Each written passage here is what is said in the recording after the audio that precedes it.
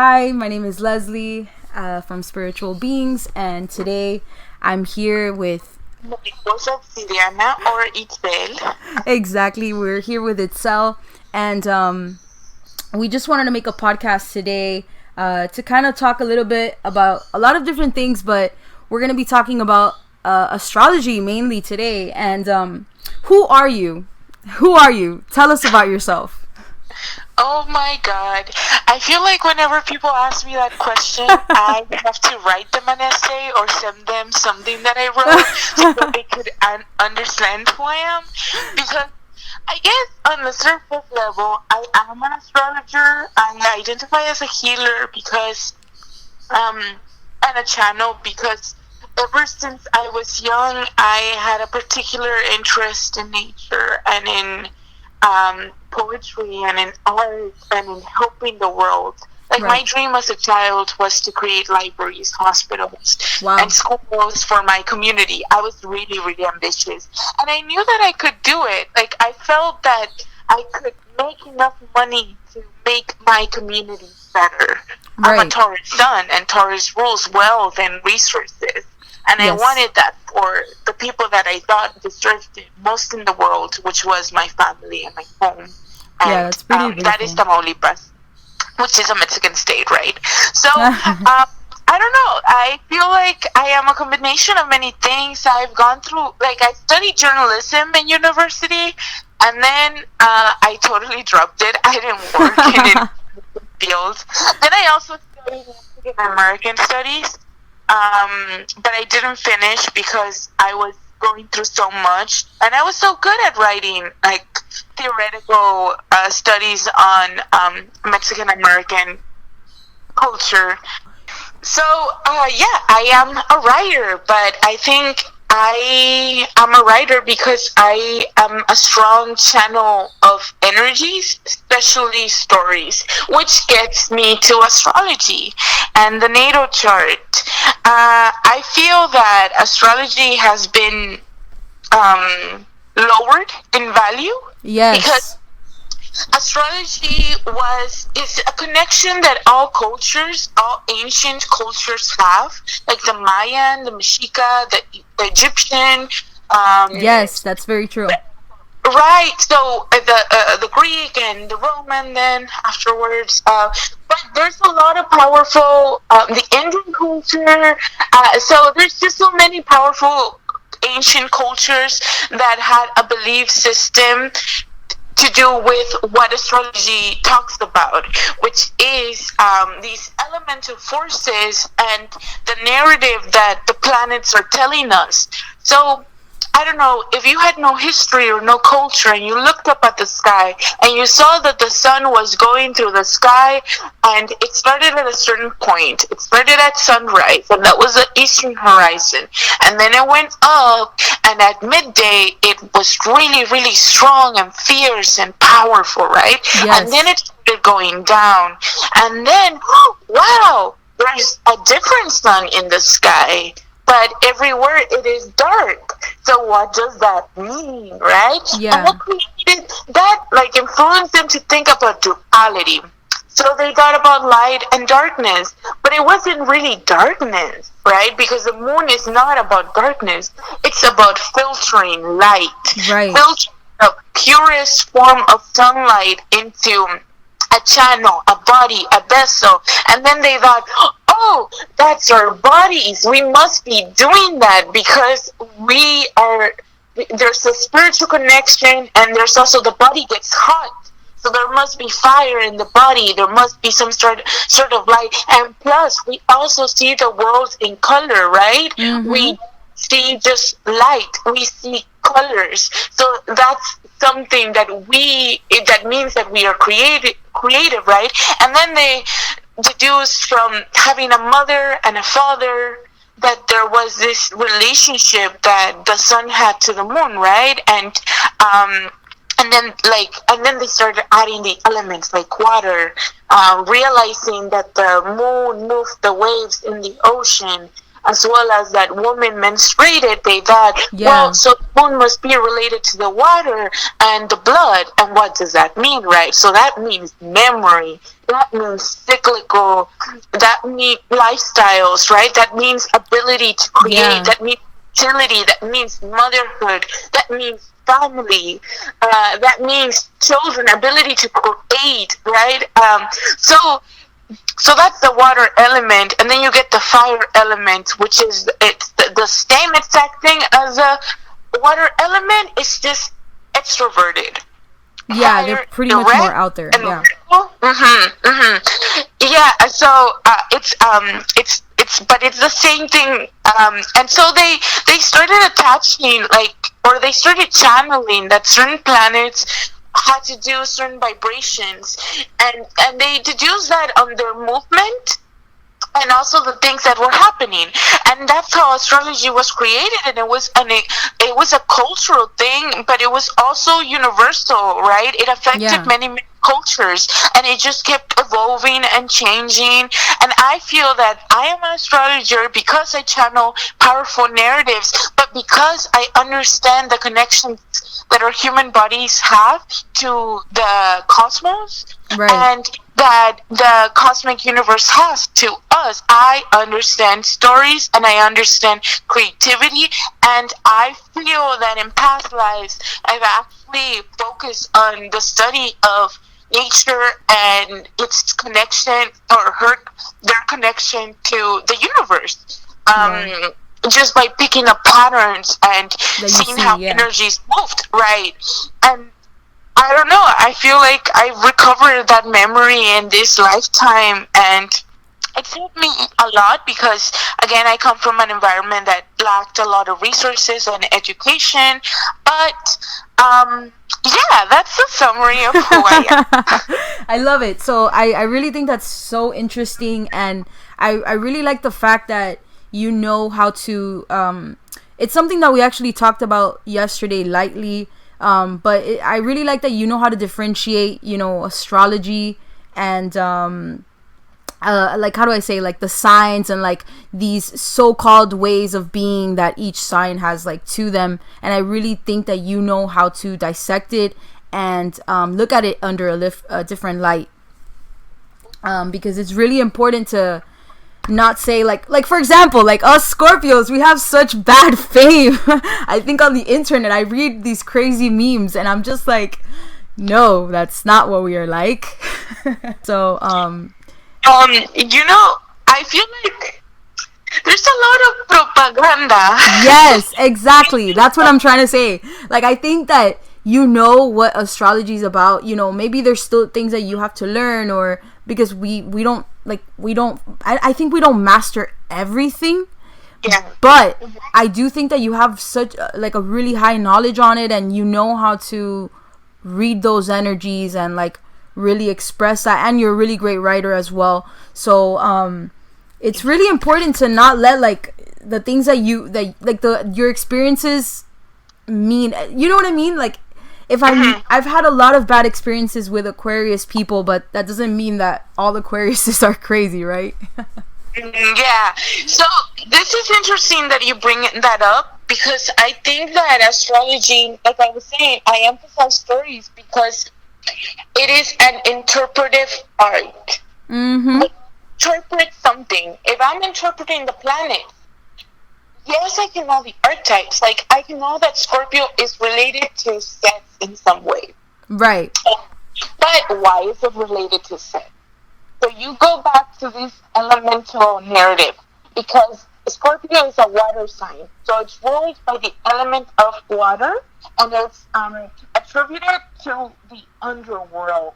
Underworld, el inframundo, which a lot of cultures have also an idea about. Like the Mexica, the Tolteca, the Mayan.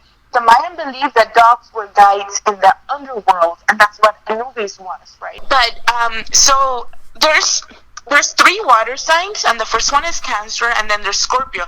Scorpio is the middle water sign. So that's something that a lot of cultures call the in-between space, or the space that is not here nor there. Wow. So So yeah, so it relates to, like, you know how some people can see spirits and some others cannot? Yes. That is because they have special insight into the in-between space. Just like there's air between us, that air carries communication, and air, that's what it symbolizes, communication. It carries space. It's a little bit like water, but it's in an invisible format, or in a yang format. Yeah. So air has this connection to spirits too, and to water in that sense. So Scorpio is able to enter spaces and just go to the deepest part of the space, and that will allow them to, or it allows them to heal people through wounds. Wow. Well, because the thing is that they can see the shadow, they can see the darkness in people, and if someone has not faced their shadow, then the Scorpio and the other person will be caught in a power struggle, because the other person will want to control what the Scorpio sees and what the Scorpio is aware of, and the Scorpio will use that. Wow, that's so crazy. Right? They feel like, wow, I need to survive. I need to defend myself, because this person is a threat to me, because I am a threat to them. Right, that makes so much sense, honestly, because I've actually, not that I do that, but it seems like a reoccurring thing in my life where a lot of people, and it's not negative to me, because I actually really like helping people and like listening to what they have to say, but it's like a reoccurring thing for me where a lot of people will come to me and like just dish out a lot about them, and I appreciate it, you know, but I feel like it happens a lot to me because I know how to like exactly like what you're saying. I know certain things about people and like how things work, and maybe I'm not the best at always using that for myself, but I can definitely help others. So that's really insightful that you said that.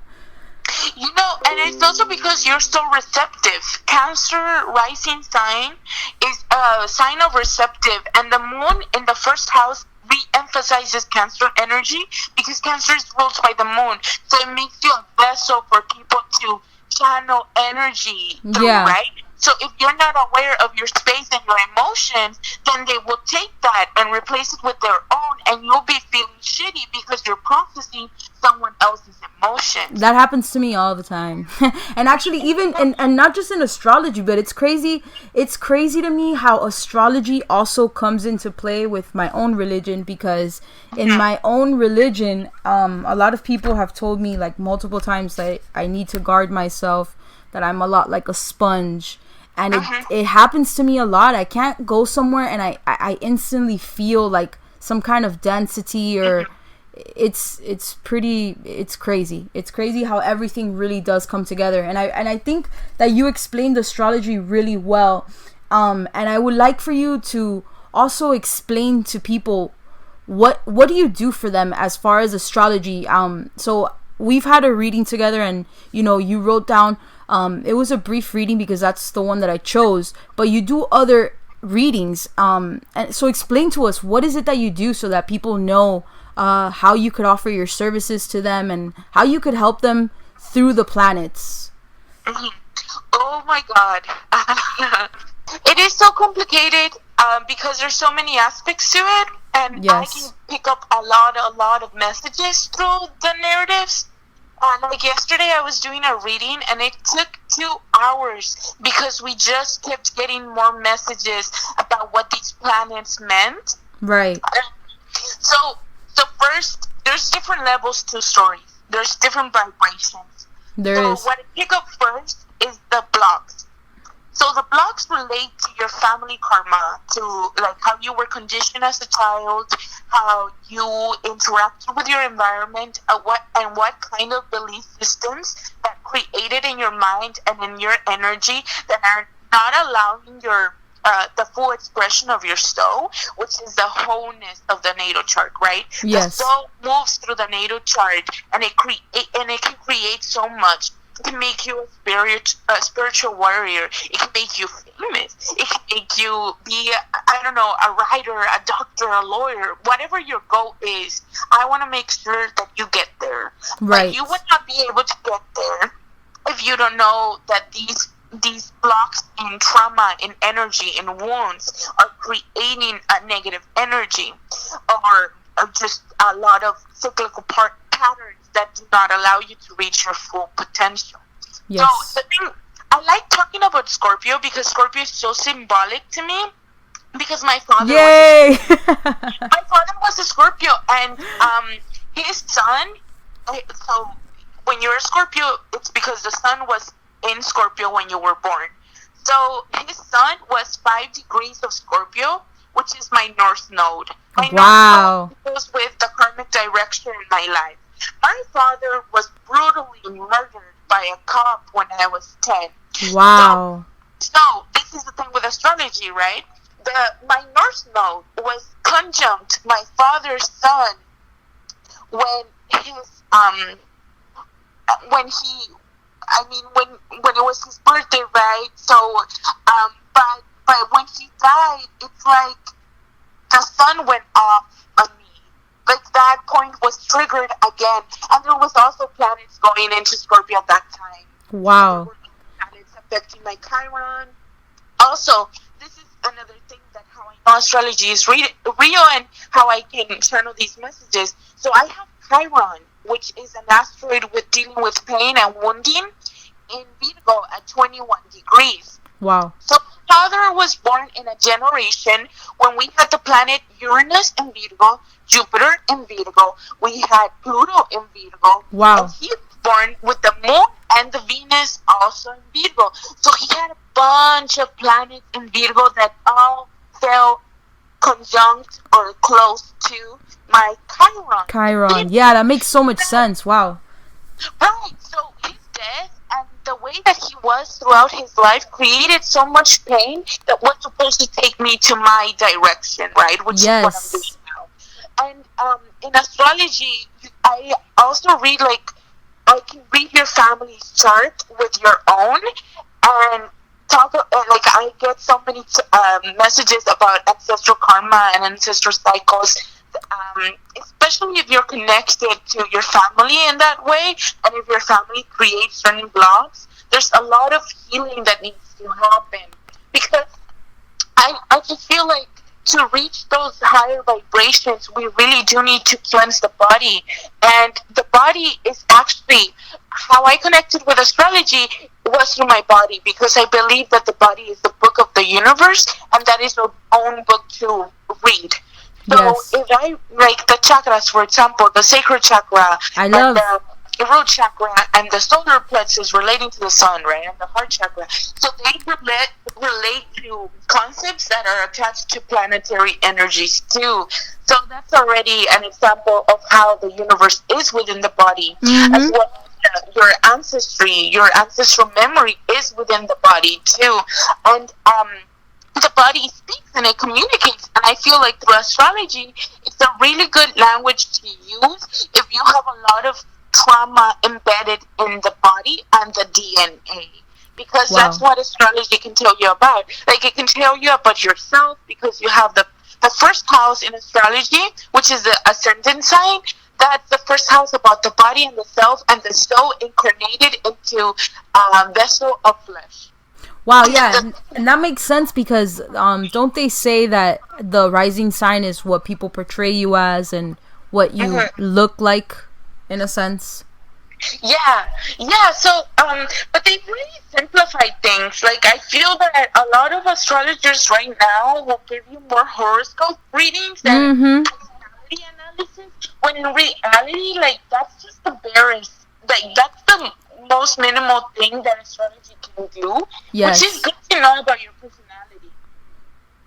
But, you know, personality is an ego concept. Right. And you know, I really like that you made that point, because a lot of it's like how what we were saying earlier, like a lot of people will say, like, will correlate like a specific sign to like an action, or like you know, like Scorpios are liars. Like, I see all these memes like Scorpios are obsessed, and it's like, Oh my god.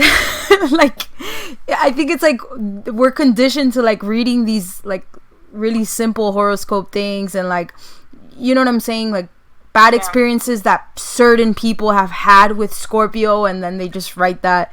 And I think it's really interesting that you look at it for what it is, and it's not it's not as simple as what certain people make it, and as mainstream, I would like to say. Yeah, it really isn't, because Scorpio people project their darkness into Scorpio, because remember, water signs are space. Space is always available. It's receptive. There's just people can push their shadows into this space, and they run wild with it.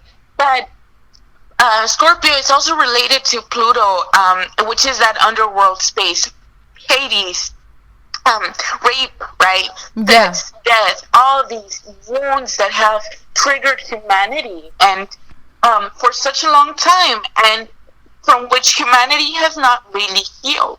That is very true. That I was placed, that I was placed in certain environments to be able to activate my North Node, and then like unlock my astrological database. And that's what I call it, because I feel that whenever I get together with people, especially when it's in person, or when I have like enough time to write them essay about their astrology, like, I think I unlock so many messages from their ancestors. And obviously my signs are Cancer rising, Cancer moon in the first house, and then I'm a Taurus sun. And then I have Venus in Aries, Mars in Leo, Jupiter in Sagittarius, Uranus in Aquarius, Mercury in Gemini. I have a lot of signs and planets, which makes which kind of just says that my energy is pretty easy. Yes, yeah, you have a lot of different signs in your chart, so unlike me, I love how I'm like, unlike me, I have a lot of Scorpio in my sign, in my chart. And I you know, it's crazy because you talk about Scorpio with death, and I really think more so than death, it also means like revival, if that makes any sense. Like, just reigniting and shedding off that skin, and then starting all over again. And I think for me, I've seen that so much in my life, where I've been from the bottom, and like the next day I love to talk about death, and I'm so glad that you bring that up, because I've written so many essays trying to understand death, and trying to understand change and transformation, transmutation, because I felt that I had a talent in my body, which was to turn to turn darkness or wounds into light. Yes. The same thing that you have with your Leo energy plus your Scorpio energy, because that is literally like dark versus darkness, or right. That darkness is bad, because darkness is not bad, but that's what we're trying to transform. We're trying to transform people's ability and to understand emotions, and to repress them, so that we can really cleanse them out as a human family, as a human soul family, and that we can advance vibrationally, so that we can do more for the world, so that we can heal the planet, and in that way heal our fear of what is dark, what is spiritual, what is hidden to us, what is tabooed, which is another Scorpio theme. Yes. But I feel that, Scorpio has so many different levels, and it is about revival, it is about cleansing, it is about transmuting energy and working through difficult energies, so that you can be your strongest, best self. I think that we are dying all the time. Things are always dying, and dying is just it just means that the physical body has just it's just about to move on to the spirit world again. I mean, duality, right? When there is a death, there is a revival. There is a sunrise again. So that's very true. No, thank you. And I don't know. I just feel like I really the main reason why I also wanted to make this, other than, you know, so that you could show people, because I feel like you are really different, and I know I keep like tooting your horn and everything. I just really like giving people compliments, because it just, you know, you gotta recognize when people are doing something different, you know, like. And I just feel like so many people have like this stigma about how astrology is supposed to be, and it's specifically around certain signs. And I think we need to get out of that. I think we just gotta realize like what each sign represents, how, you know, it helps us in different ways. Also, like the whole natal chart, as like you were mentioning, your chart has so many different aspects to it, and for example mine doesn't, but that doesn't mean, like, maybe I do need a little bit more of Aquarius things, or, you know what I'm saying, like, we have to really analyze those things and stop taking everything so negatively, and just see it under a positive light, so that we can have transformation and so that we can change. Because even if we're not Scorpios, I think that using Scorpio energy and transforming is our ultimate goal, really, in this world. And that's funny, because since you have 12 houses, it doesn't mean that you are just one sign. It means that all the signs affect a certain part of your life. Right. Is that some souls are special, and they arrive in this earth and in this realm to kind of work on one subject specifically, because the other subjects are kind of balanced already. Yeah, that makes sense. I consider myself a pretty... I know for a fact that I didn't want to come down in my body. There was a wound with worth, with value there, and I will talk about this a little bit more, because I think it relates to what you're saying in astrology. But basically, I had a wound that I didn't want to deal with. I've traced a lot of like memory through meditation and why I am an astrologer, and a lot of it has to do with Mayan astrology and cosmology, and then there's also a connection to Egypt and to the Middle East, but I don't know, and I know some parts about it, and some themes that repeat, but basically, I grew up in a river, and so the Egyptians thought that the Nile River was a source of life. It sparked life, and then it took it. So the river would float, and then it would kill many people, right? And then the lives that were lost were reintegrated into the river, so that she could create more life and more abundance, right? So they valued rivers. They used them as a trading site. They venerated them. They understood them. I grew up in a river too, and that this is so important to me to say, because I feel that my meaning relates specifically to these bodies of water and the body of the earth. That's why my chart is made up from Cancer energy, which is water, and Taurus energy, which is earth. So I think that these spaces, like female bodies or bodies that are feminine or yin, they've been devalued in our society. And I think that before, because of my astrology awareness, my awareness of femininity and the cosmos and water and the elements, I was valued in society, and that I didn't want to come down here to be poor or to not have the value that I thought deserved. Because I feel like I am a goddess. There is no way I can channel all these things and feel like people so powerfully if I'm not important.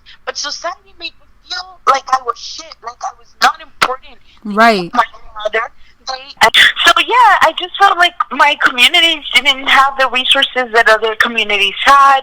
I felt that my mother had gone through so much and gotten so little. I didn't see like why we had to struggle so much, and other people didn't, when there were so plenty of resources. And then when I started advancing spiritually, I thought, oh my God, but this relates clearly to the earth and to the river and to the ocean, and it relates to the planet herself. That I understand her lack of worth. I understand her emotions, her pain, and that's why I have these powerful messages.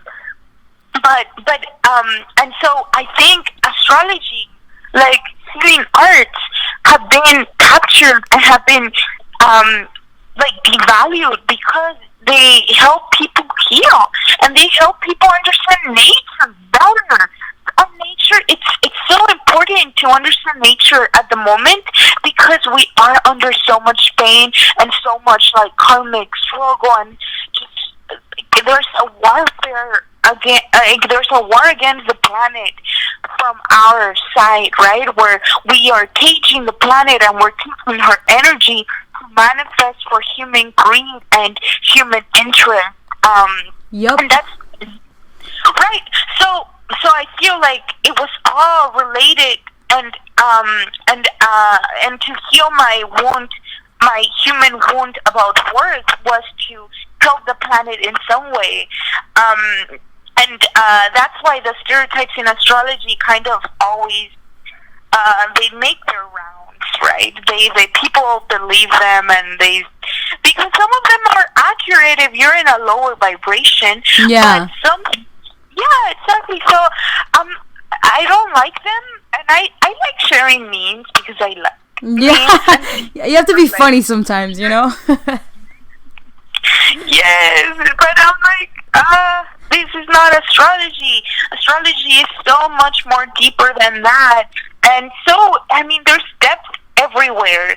But I do feel like there's a lot of energy vampires that thrive on taking energy away from these cosmic ancestral sources, like women, mothers, children, astrology, the rivers, the land.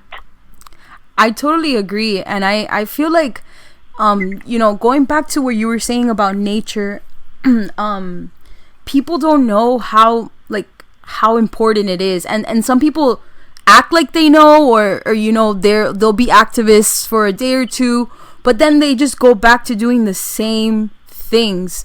And I think that the more you speak about it, and I guess the more we try to influence people, they'll try I mean, some people that are touched by it will change, but it's, I don't know, I don't know if it's like a Scorpio thing, or I don't know what it is, but sometimes not that I lose faith in humanity, but I wonder to myself, like, when are we gonna like actually care about these things? You know what I'm saying? Like, it's so hard to get people to be on the same page because they lie to themselves about what they're really doing, if that makes any sense. Does that make any sense?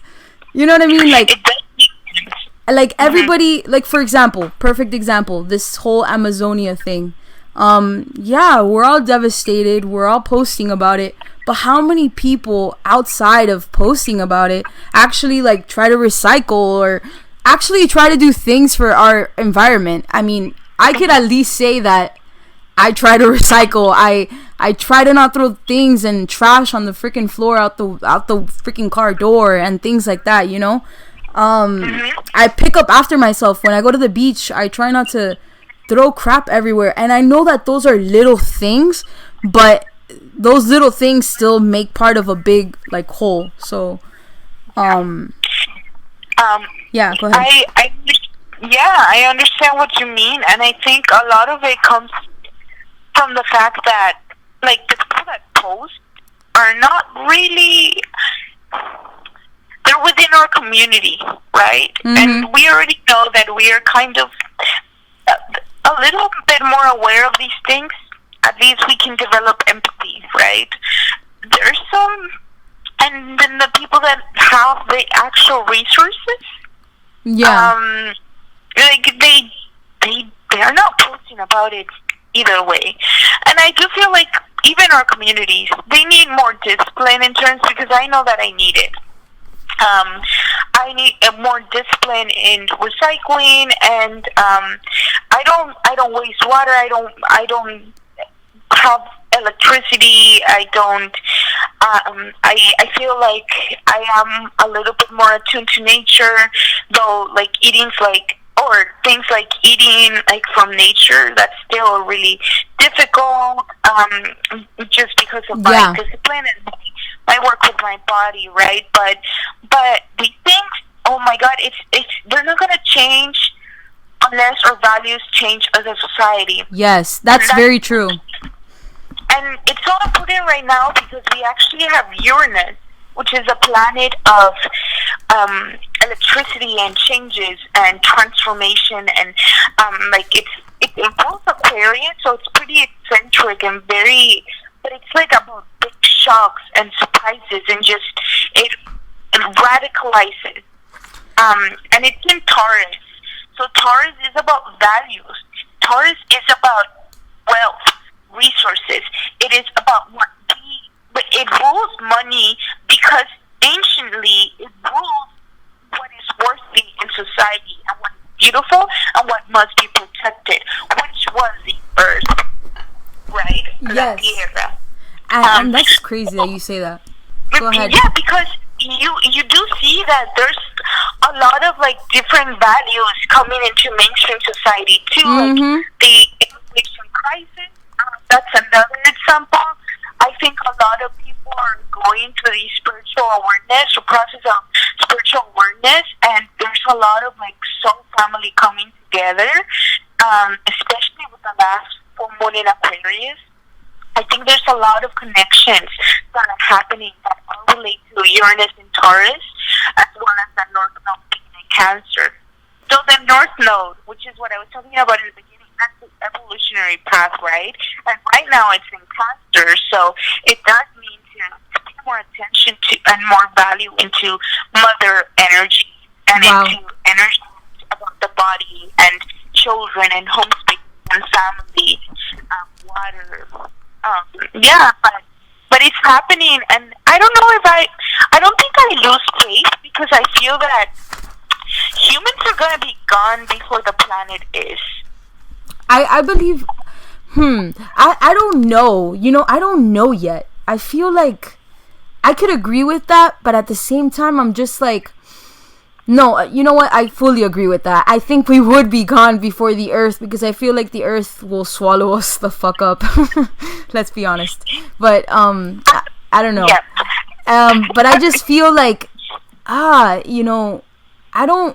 I'm so tired of hearing people talk about things. Like, I want them to do things, if that makes any sense. Like, and it's hard. It's hard because it also goes back to what you were saying about resources.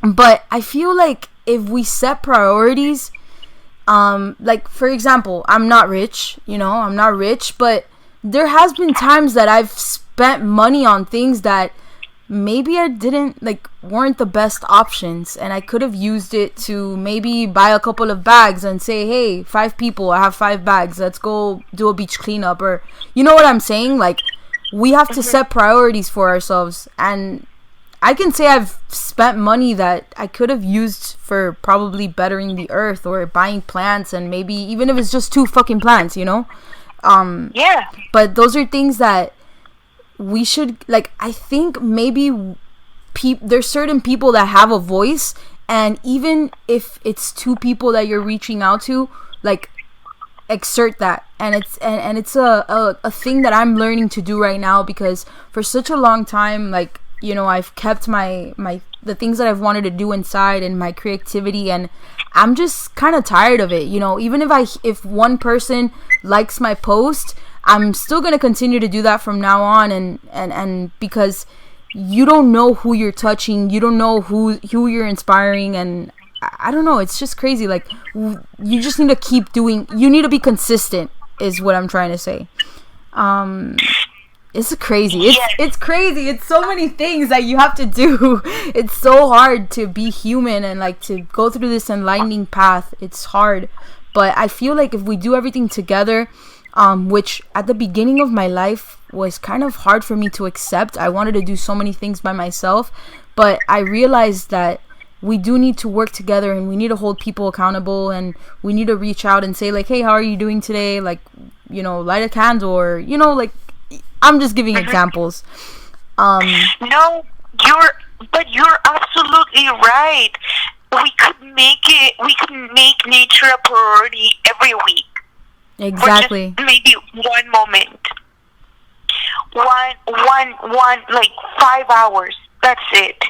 Mm-hmm. I think that, and I do feel like people have different modes of communication. Like, I know that I felt desperate before and have gone to, like, the lake in Austin and picked up trash.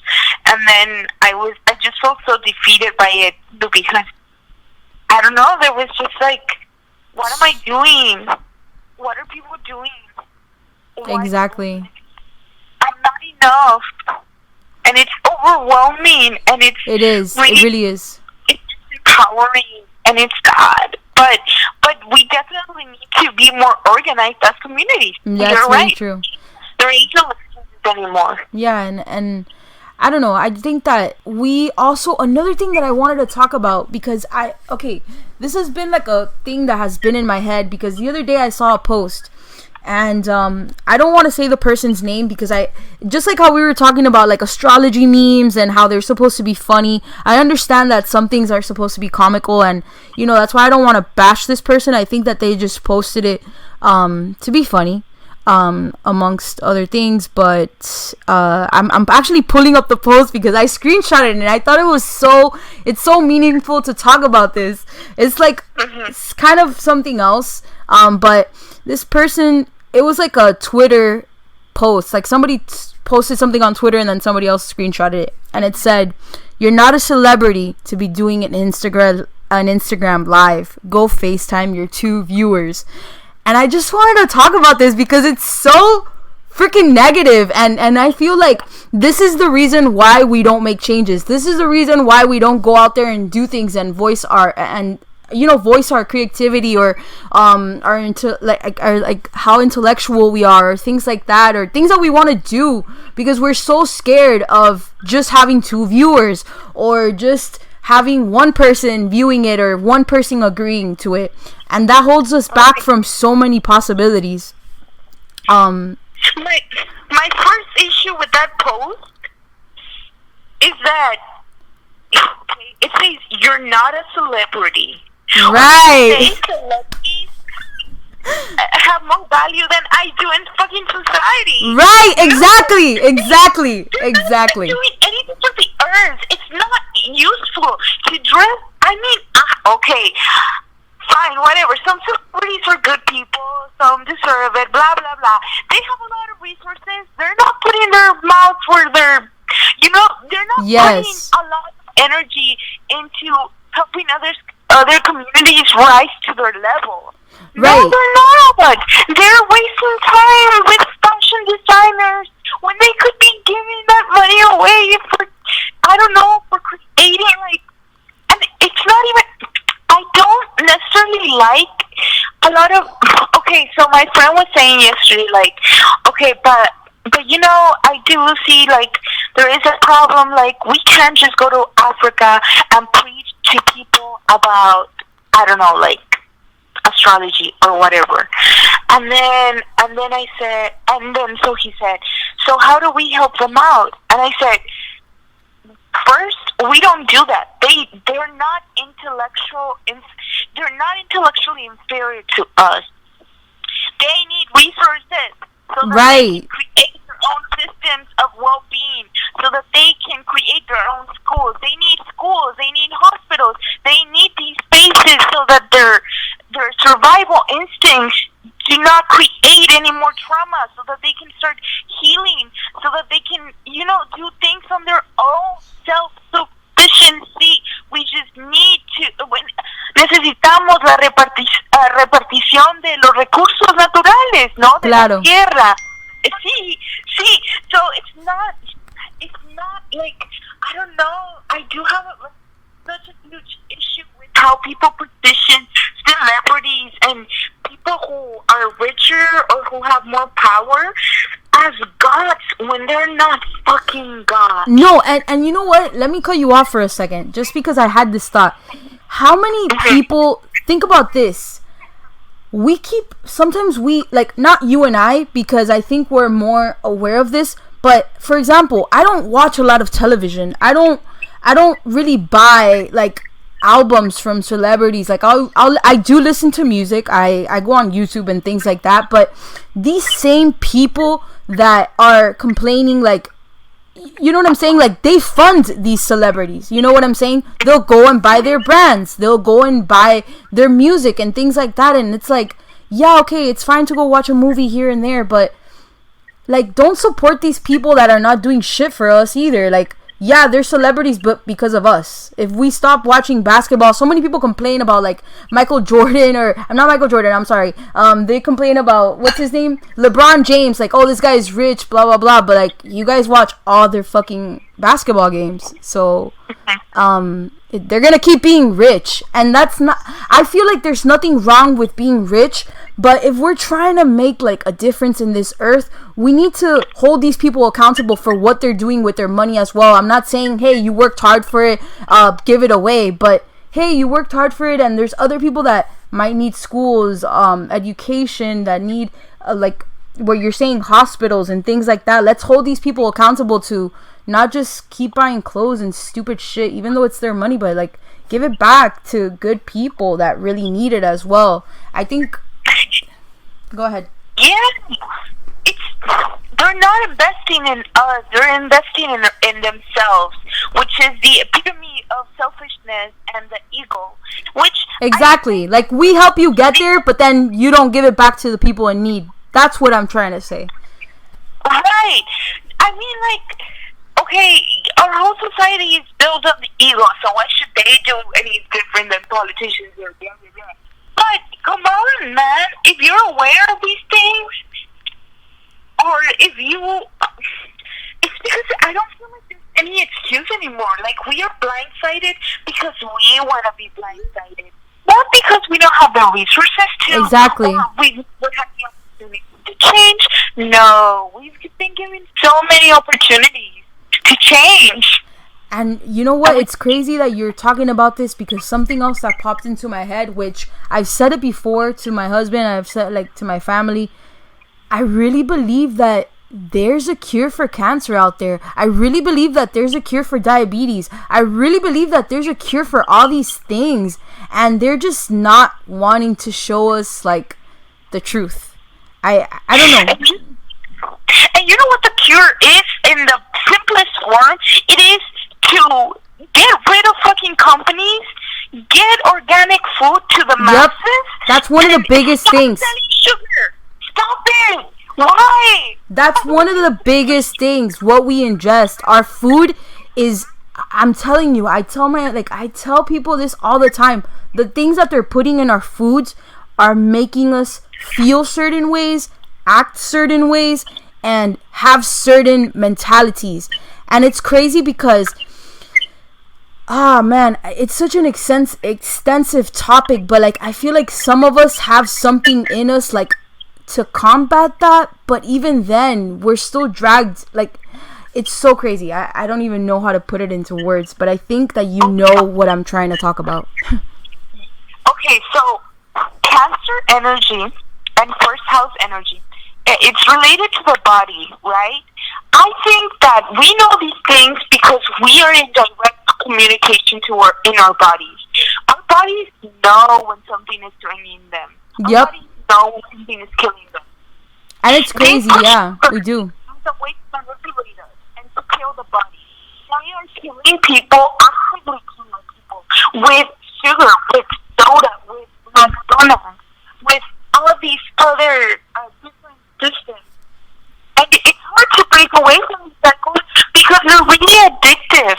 And and cheap. And cheap, yeah.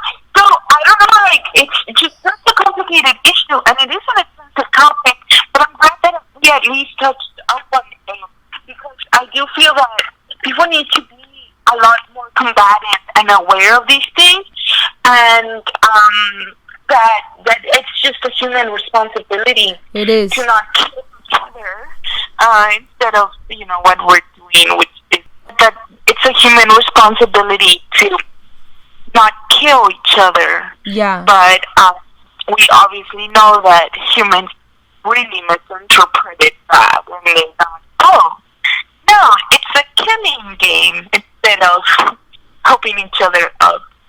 Exactly.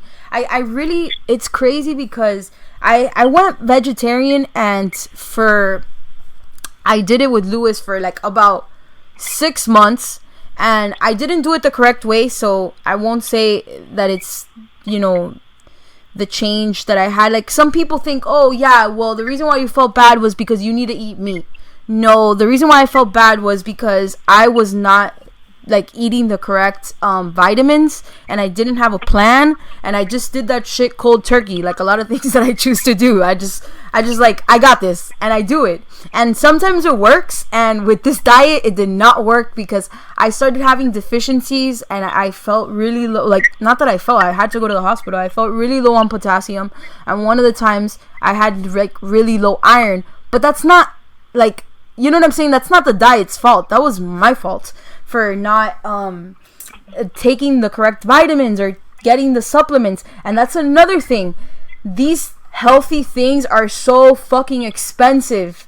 Like, dude, of course I want to eat chia seeds and all this freaking amazing food, but it's so fucking expensive. Like, I'm like, okay, ramen noodle, yeah, it's crazy. I do try to eat a lot better and more and healthier, but it's so hard, like, to my pockets as well. And I think that if we try to demand it more, I'm not sure if it will lower in price, because that's the opposite of what people say. People say, like, if it's in higher demand, like, it gets more expensive. But I feel like if we, as consumers, change what's popular, we could change what these companies do. And that's also goes backwards. Like, okay, say that you sold carrots really, really cheap, and then sold McDonald's really, really expensive, because the higher demand. So I had that wrong then.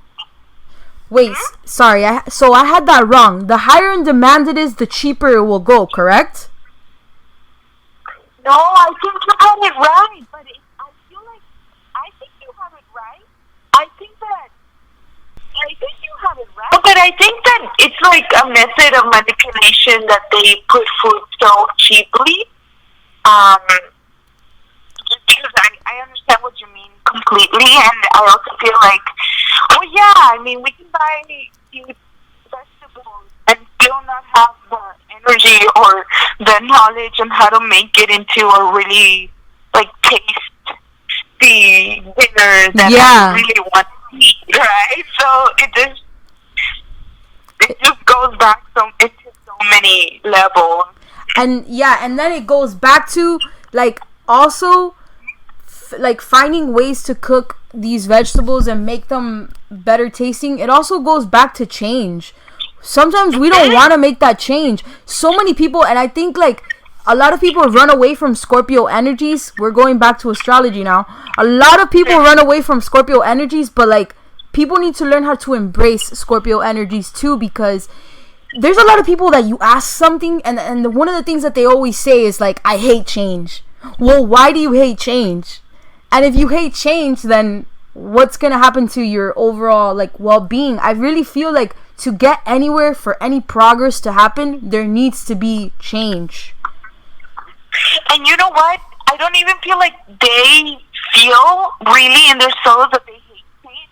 Right. I think they've been manipulated to hate change. That's why I have the Scorpio bullshit too.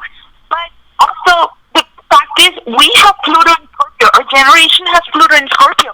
And I want to fucking like see the fruit of that transit, because yes, we are born with so much Scorpio energy, and I feel like Pluto in Scorpio, because in Scorpio we are natural, like transformative people, and we know how to transmute energy. And Pluto is like a really outside energy. So the fact is that it happens more in like a larger population of us. So I do feel like this is going to start changing. I just feel that, and that's why astrology is coming back into the mainstream, even through memes, right? Yeah, start. that's true. It pushed astrology into the fucking mainstream. And I feel like that's gonna keep happening. I think that we need to, not only with astrology, but with anything that we do, we have to read up on it and see other perspectives to fully understand specific topics. Like, because people, they like to read one thing and then that's it. They're like, okay, I know about this. And it's not like that. You know, we have to reach out to other people. We have to talk to others, and we have to see their experiences, because along with different experiences comes like different, how do you say, like different, oh my God, I had the word in my, different, knowledge. Like, we learn different things, different lessons, you know? And like, I don't know, I just feel like we all need to put a conscious effort to doing this and to making a change. And like, it definitely feels a lot better when more than one person does it. And that's why, like, going back to that post that I read, you know, even if it's one person, even if you're not a celebrity, who gives a fuck? Like, voice what the hell you have to say, and trust me, there might be somebody else out there that totally agrees with you, and then there you go, there's 2, and then there's 3, and then there's 4. You know what I mean? Like, I really feel like that post was so negative because, 1, I don't need to be a celebrity to have a voice, and 2, you know, how do celebrities even get there? They get there because they start from the bottom, you know, with those 2 followers. And that's how it is, you know. I feel like we need to stop being afraid of, like, what's this next person gonna think. You know, the other day, for example, when I was posting the thing about, like, feeling a certain way about my mom's birthday, you know, something in my head, and it's crazy how your head works and how your psyche and everything, something kept telling me, like, oh my God, people are gonna hate you for this. Like, people are gonna hate you for this. Like, who the fuck do you think you are? Like, that's your mom. And then I'm like, you know what? Fuck this shit. Like, something took over my head and just said, like, no, you're gonna say this because that's how you really feel. 1, you're being honest, and you're not the fucking only one. Like, I'm sure there's other people that feel this way, and it's totally normal. As long as you know how to work through those things and actually get that situation and twist it into something else, it's fine. It's fine to feel negatively, you know, and to not feel, you know what I'm saying?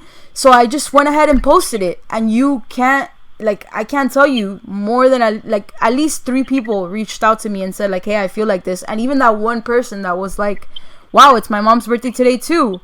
And that just, like, it showed me, like, don't ever shut the fuck up. Like, don't ever think that 2 followers is nothing. 2 followers that are listening to you is everything. And it's crazy, man. I really feel like we need to stop being scared to say what the fuck we feel, to say what we want, like, as far as change. You know what I'm saying? Oh, I completely agree with you. I feel like when I first started filming videos on Instagram, I was so scared because I thought, like, inside of myself, I was hearing, like, my classmates. Yeah. Like, an actress. Oh my God, you open your mouth so big. Like, they would make fun of me because I was bad, and because I had an accent, and because of the way I spoke and how passionate I was. And I always, like, they triggered me a lot, and I never allowed them to show how much they really hurt me. And maybe they did, and they could notice. But the thing is that I was shining so brightly, and I was so brave in expressing myself that they hated that because they hated themselves. And it wasn't my fault. It was their thing. It was in my thing. So why should it be in my head? Why should it be a voice that attacks me? No. My voice, my authentic voice needs to shine from the bottom of my solar plexus. I always tell my students things. Like, I tell them, like, because I am a artist, so I teach children, like, drama and theater and poetry, magic. So I tell them, imagine you have a little ribbon in the center of your stomach, which is the solar plexus. This ribbon goes up into your heart, and it gathers emotion, and then it takes all those emotions and that power from the very bottom of your stomach, and it goes up into your throat, and then out in your mouth, and then the ribbon goes into the air and reaches out to people them to you, and that's how you project your voice. Because children need to learn how to be loud when they do like theater and stuff. Yes. So I use their solar plexus, their heart chakra, their throat chakra, and they like push their voices out and grab people's attention.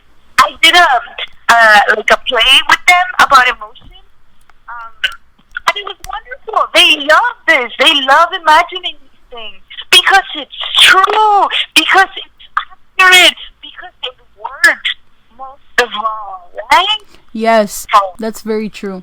And talking about kids, I've always felt like when I was younger and I was I don't smoke anymore, but that's just because I feel like sometimes I get very lazy and then I get stuck, But I'm not against smoking because I used to smoke a lot. And when I first started smoking when I was 16, I remember I used to have like these weird, I wouldn't say awakenings, but it was just like these weird messages. And in one of those messages is something that always stuck to me. And I had this message that I just got and it told me kids are so important. Babies are so important. They're the seed of everything, if that makes any sense. And I feel like it's so important that what you just said about kids, it's not only important to nurture them in schools, but us as adults, I feel now our society, we're the ones that are next up. You know what I'm saying? We're the ones that are gonna take charge now. We're growing into adults, and then those people that were nurturing us, they're gonna die off.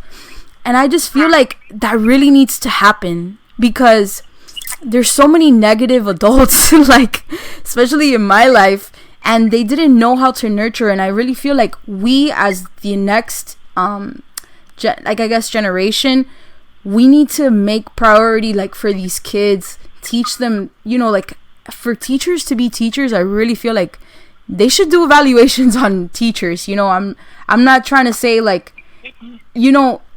how do I explain? There needs to be some kind of order because these are the people that are gonna build our society, and it really needs to change just with the thinking. Even teachers, they could say something in their classroom and that will change a kid forever, so being expressing how you are with them, that's really creative, and it helps them a lot to voice themselves and to think outside the box. And I think we need teachers like that too, because kids spend most of their time in school. Yeah, I work with creative action, so we do after school programs, and we focus on social emotional learning. So it's all about allowing the children to get a handle on their emotions, to be able to understand their emotions and understand that there's no negative emotions. Yeah. That you encounter, and then express themselves creatively. So I love it. I think children come from the past, and they are the future. Exactly. So because they come from the past, they have awareness of things that go beyond our memory. So, and this happened to me as a child too. I always felt like I had this memory that my mother and my grandmother did not. But it's the same thing with elders, right? They are telling us what our future can be if we don't change. And there's obviously this cosmic knowledge, awareness, being alive on the earth, physically in a longer sense, that is also really important, because I feel like my grandmother taught me how to be nurturing. She was an angel. She's an angel. So yeah. She gave me a lot of light, and that was amazing. And I think that really allowed me to battle my mother, because my mother was so negative. You see, and that makes sense because you literally just said it right there. There's somebody that spoke to you, and they made a change in your life and gave you that strength to know that it's okay to be who you are. And I think sometimes kids don't find that, and it's so important to nurture them. I personally, I had somebody kind of like that, my tia Ofelia, and she's my grandmother's sister, but my grandmother didn't come from Cuba until like about 2008 it was, or 2007. So when I was younger, my tia Ofelia is the one that basically raised me. Like, she raised me all the time. From, you know, my mom was at work and things like that. That's beautiful. Yeah, so... and I'm really glad she did. Oh, and actually, my tia Ofelia is a Scorpio. Oh, I love that. Wow. And, you know... Amazing. Yeah, it's crazy. She's a Scorpio, and, okay, even crazier, which it's crazy, I just realized. I already knew this, but now I'm, like, realizing. My Tío Vil, which is her husband, is a Cancer, actually. Oh, wow. Yeah. Oh, my God. That is so funny. Yes, that is very funny, now that I think about it. Yeah, because you can see, like, the energy that they're creating, the nurturing energy. And she actually never had kids because she had to get, like, I don't know how to say it in English, but she had to take, like, they had to vaciar her when she was 16, so she could never have kids. She had to get her ovaries taken out. But you know what's funny? She never told me that until I actually found that out by myself when I was older. She would always tell me, like, no, I don't, you know, I just didn't have kids because I saw so many kids grow up in my house. And my grandmother and her are, like, they're 1 out of 12. So they have 12 brothers and sisters. And she would always say that. And it's funny because I guess she didn't want me to, I guess maybe have that fear or, you know, things like that. Like, I guess she would keep me from certain things so that I wouldn't be scared of them. Oh, that's so sweet. I'm so sorry about that. I think there's definitely a really... But maybe that's why she's so compassionate and why she definitely is, yeah. And she took care of kids all her life, so it's not like, you know, she got completely deprived of them. It's just like how some mothers... Like, I feel like mothers are a lot of different things. Like, there's also, like, this stigma around people that are like, oh, I'm a mom, like, you know. But no, like, a mother is not just somebody that gives birth to somebody. It's somebody that nurtures you and teaches you things and, like, really molds you into something. Yeah. And I think definitely that's another of the energy vibrations that has been valued in our society. And that's why some mothers didn't even want to be moms. And women want to be mothers. And they end up hating their child, which I think happened in my mother's case because I always felt like this coldness. Like, she never hugged me, she never kissed me, she never told me that she loved me. Yeah, and, you know, it's crazy because a lot of Hispanic mothers tend to do that. I don't know. Well, I don't want to stigmatize Hispanic mothers because I know that there is some Hispanic mothers that are very, like, out there and, like, they'll hug you and all this stuff. But I think my mom wasn't like that either. She was not very, like, nurturing or, you know, like, she didn't know how to compliment me and things like that. Yeah, I think that, but there are also, like, I remember having this argument with someone in one of the schools and in one of my classes, and it was kind of about, like, mothers should, I don't know if it was about abortion or something, and then, or about, like, men being stronger than women, and women being, like, not, like, it wasn't equal, or they couldn't carry a child. So, I don't know. But anyway, and I just said, like, my argument was, like, well, first of all, like, if a woman did not have the choice to get married and to be a mother, first of all, that's already fucking her up. You cannot make your argument about, like, oh, he was saying, like, oh no, in rural communities, men and women are equal because even though women carry children, men carry, like, the rock of the mountain, or they work in the fields, and that's still labor. And then I was just telling him, like, no, you put, a lot of communities put women into a role of motherhood when in reality they don't want to be. And they are pushed there not by their own choice, but because of social economic situations. They're pushed there because of their family traditions.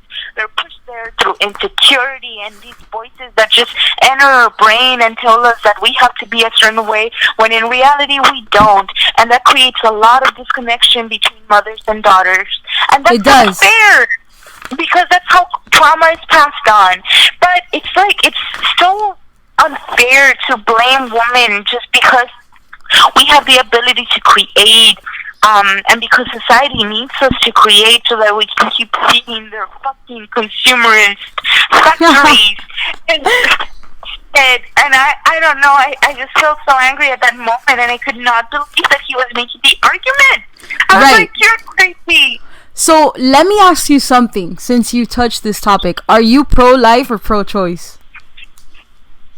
I think that I am pro-choice, but it's not even like about being pro-choice, but in believing that there's kids dying all the time, it's traumaing all the time. If we want to take the life or the if we do not want to have a child, I think we should be given that choice. I don't know, I just feel like it's so, I think woman is creator, and I think we have that special ability. A womb creates and a womb allows space. We should be able to decide which souls we want to incarnate. We should be able to decide which being take up our space, because like I said, I do feel like we've been used as like cows. How cows are exploited and raped all the time so that the meat industry can continue thriving. Right. Look, fucked up. They're using the mother body to create money, capital. That's why people argue like, no, we should be pro-life. If we were truly pro-life, the planet would not be in this fucking situation. Yo, okay, that is a really amazing point, because I never thought about it that way. But I will be completely honest. I know you might not like what I'm about to say, but I'm not pro-life, because I'm not, but I'm not pro-choice either. I think that if we have a conscious, like, if we could try, okay, the reason why I say I'm not pro-life or pro-choice is because I really do see the, like, people getting raped. I see all of those things, and I could understand, and I could reason with those women that don't want to have these kids, you know, after getting raped or like violated of their own will, you know. I could really understand that. So in those circumstances, I can't be like, hey, no, what, like, don't get rid of that child, you know. I really can't do that. And I also feel for younger women, because sometimes they don't know what's going on, or, you know, sometimes people are really conditioned to be like I was watching this YouTube, and it was like about young mothers, and one of them even said like, well, my city in Texas is really, really closed off, and we don't even talk about like sexual, like, what is sexuality.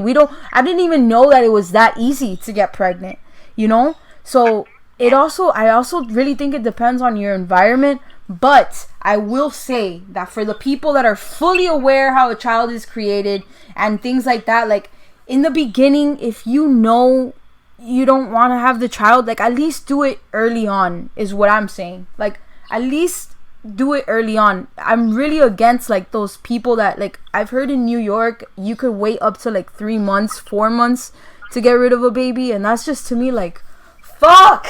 Like, I can't wrap my head around it, you know? Like, I don't know if it's just I'm so conditioned to thinking that way, but I just can't wrap my head around it, you know? Like, at least do it early on, please.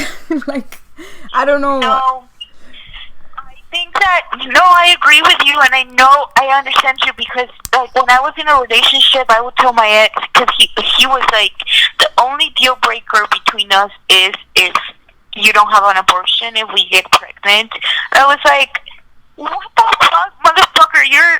You're the one that doesn't want to wear a condom. Right, like, why is it that I have to abort because you don't want to wear a condom? Come on now. And I told him, I'm not going to do it, because I just don't agree with him doing that to my body, because I know that my body would not process.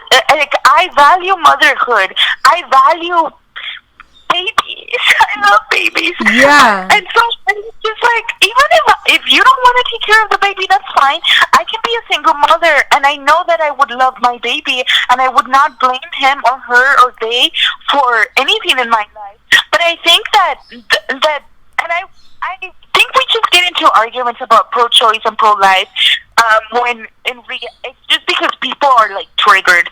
But it's not even like about that, right? It goes all the way back to education and resources, and again, it'll always go back to them, to inequality, to oppression.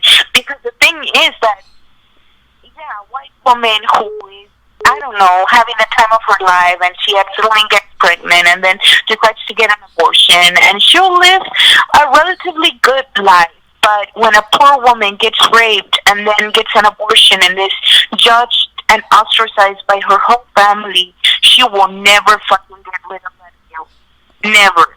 That's so true. The problem is just so complicated, and I just feel like there needs to be like transformation of values in our society. We need to value the female body. We need to value mothers. We need to value rivers. We need to value the earth. We need to value all these things that go back to the same thing over and over again. Yeah, and that's true. And that's why I said, like, I can't be pro-choice or pro-life. I'm pro-situation. That's what I am. Like, it just changes. Things change per situation. And I don't know, it's just crazy, but it's okay to have these conversations, and I think that having these conversations will give people a different point of view, and maybe something that they didn't think of, and it's really important to have these conversations, and to just, if you do have an opinion, like we were saying the entire time, like, just voice it, and you can probably get through to some people, and they could probably understand what you're talking about.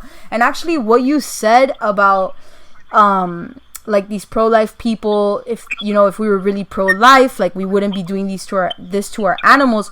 That makes so much sense, and it really did hit a point. Like, it hit something in my brain, it did something, and I think that I never thought of it that way, to be honest, and that's really enlightening.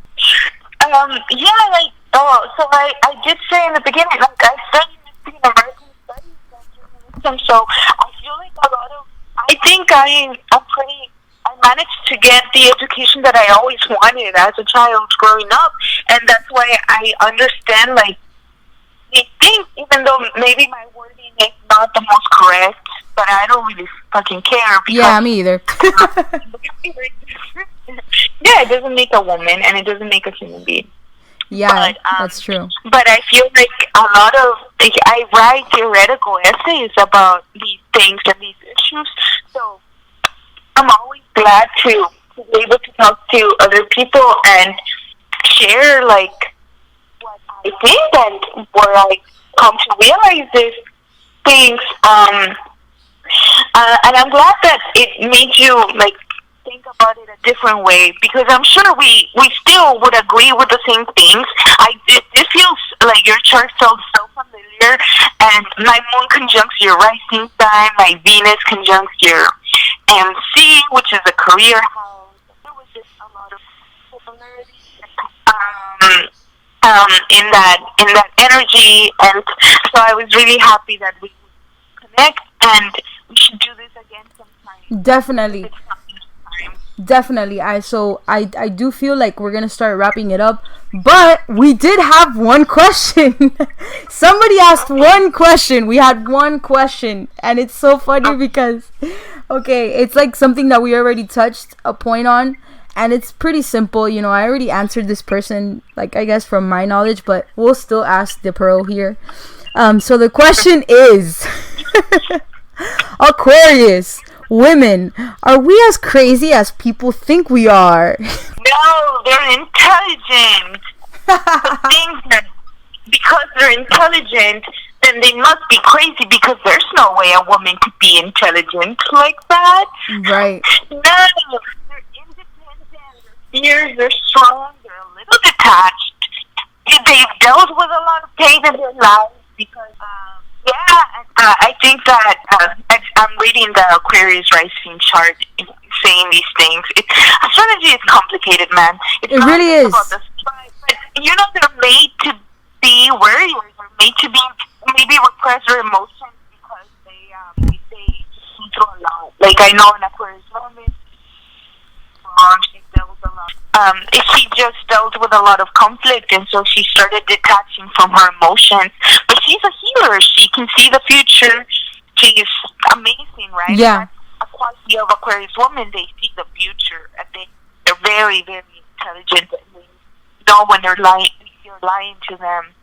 So I would say no, they're not fucking crazy. No one is crazy. There you go. Nobody's crazy, and that's so true because I even said like it really depends also on your natal chart too. You know how you channel all of that. But I don't think I don't want to get into another conversation. I'm just gonna make this short. But I think it's really important to not use those kind of words on ourselves like crazy because we're not fucking crazy. We're really just thinking outside the box, you know? Yeah. That's like people gaslight Aquarius and Cancer so much, women. They gaslight us because we're connected to our intuition. And gaslighting, if people don't know what it means, it's just basically like when people try to tell you like, oh no, that's not what's happening. Oh no, exactly. Like he's not doing that. No, I'm not doing that. I'm doing this other thing. When you know your intuition is saying, no, motherfucker, you're cheating on me. Exactly. That's so true. You know. And honestly, like, I haven't had the best experiences with Aquarius people, but that's just my life, you know? That's just and I haven't had a lot of experiences with Aquarius women. I've had mostly with Aquarius men, and I think that even though, you know, men and women, whatever, we share some of the same qualities, I feel like sometimes Aquarius men can be a little bit manipulative, but that's just another story. But yeah, I really enjoyed, yeah. I mean, like, if Aquarius women are, like, told that they are crazy, the men get told that they're crazy, and then they feel, like, inferior, so they need to make up for it and be fucking manipulators and abusers. Yeah. Whereas the woman would just feel bad. Exactly. Yeah. But, yeah, I mean, I don't want to hold up any more of your time, and I also think that, you know, we had a really fucking long podcast now, which I love. I loved it. I love our conversation, and I hope that we do another podcast in the future with some of the other things that we thought up of. And thank you for doing this with me, and I hope that we really do reach people's ears. And again, her Instagram name is Mariposa Obsidiana. So if you guys want to ask, Mariposa _Obsidiana. Oh yes, that's right. I'm sorry, I wasn't looking at it. I was just like off the top of my head. Yeah, you're right. Mariposa _Obsidiana. And if you guys want to reach out to her or don't know how to spell that, just let me know and I'll send you her link. So yeah, thank you so much, and I hope that we're in contact soon. Obviously, you know, I'll bother you again through DM sometime. I'm just kidding. But I hope you have a great rest of your day, and again, I thank you so much for doing this, and I know that we're gonna really change people's ways of thinking. Yay! No, I agree with you. Thank you so much for allowing me the space to talk a lot. No, it's okay. Yeah, next time we need to do it again. I think I love it. I had like Instagram live with one of my friends. I don't know her either. Her name is Rosa. She's a wonderful artist and intuitive and just psychologist. Yes. And she's amazing. Next time, I think we should do a live. That would be so much better, actually. Yeah, let's do a live. Yeah. So, yeah, we'll talk about it. And I can answer interview you this time around. Oh, I'm so excited. Yes. Awesome. So yeah, we definitely have to do that. We'll get in contact for that. So everybody tune in, and I'm going to go edit this. And again, I really appreciate everything, and yeah, that's pretty much it. Have a great day, guys. You too. Yeah, everyone, have a great day. And I hope you have a great day. And thank you. Thank you so much for sharing a section with me. And thank you. You too. You're awesome.